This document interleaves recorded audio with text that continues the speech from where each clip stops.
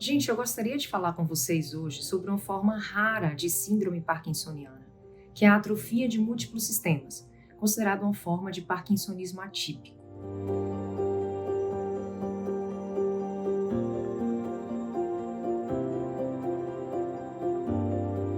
A atrofia de múltiplos sistemas, ou a sigla AMS, como nós costumamos nos referir, ela está presente em apenas 3 a 5 indivíduos por 100 mil. Então é uma doença rara.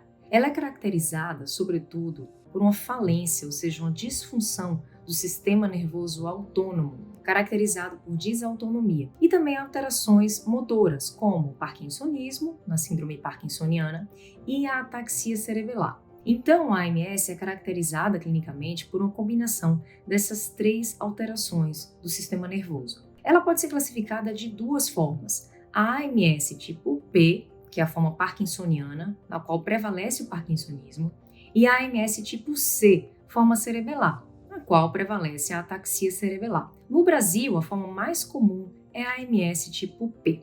Atualmente, em 2022, foram renovados os critérios da atrofia de múltiplos sistemas e publicados na Movement Disorder Society, com orientações sobre como fazer o diagnóstico e também com sinais clínicos muito característicos.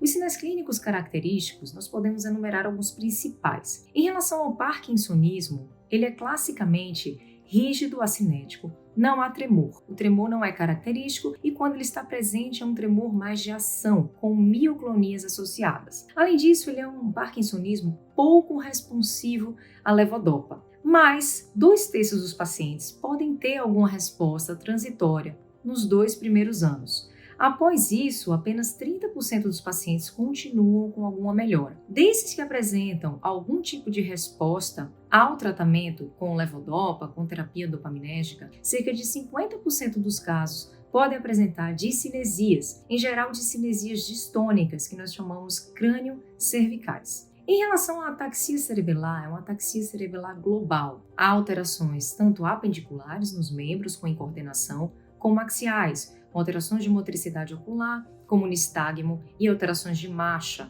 A marcha fica com os membros inferiores com a base que nós chamamos uma base mais alargada. Não há alterações que nós chamamos de alterações vestibulares. Se houver alterações vestibulares, nós devemos pensar em diagnósticos alternativos de início de ataxia no adulto. Em relação à ataxia cerebelar na AMS, ela representa cerca de 30% das ataxias cerebelares de início do adulto. Então, é uma forma importante quando nós estamos diante de uma ataxia cerebelar que se iniciou, por exemplo, aos 40 ou aos 50 anos. Em relação à desautonomia na AMS, o que é mais característico é o que nós chamamos de hipotensão postural. Então, quando o paciente está em pé, há uma queda da pressão arterial, que pode acontecer em até 20 milímetros na pressão arterial sistólica e 10 milímetros na pressão arterial diastólica, em cerca de 5 minutos a 10 minutos após o paciente estar em ortostase. Vale a pena, a gente saber que essa desautonomia ela pode acontecer no Parkinson também. Mas a diferença da AMS para o Parkinson é que essa desautonomia, essa hipotensão postural, ela acontece de forma muito precoce, por volta dos primeiros 3 anos, 3 a 5 anos. Além da hipotensão postural, outra característica da desautonomia na AMS é uma disfunção urogenital. A mais comum é a retenção urinária.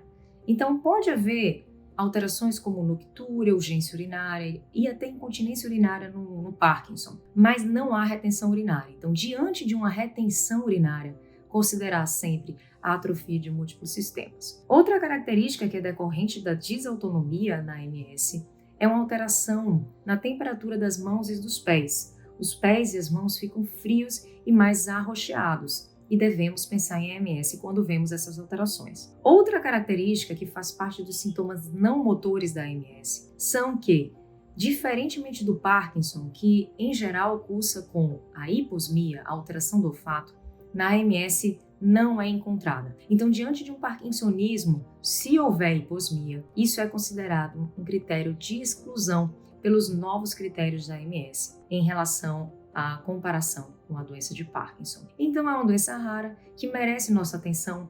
Não há ainda um tratamento curativo, mas existem tratamentos sintomáticos que podem ajudar os pacientes. E a terapia sempre tem que ser multidisciplinar, com fisioterapeutas, fonoaudiólogos, terapeutas ocupacionais e com um neurologista orquestrando sempre esse cuidado. Então é importante que nós lembremos desse diagnóstico para que não passe despercebido e os pacientes não recebam um diagnóstico tardio.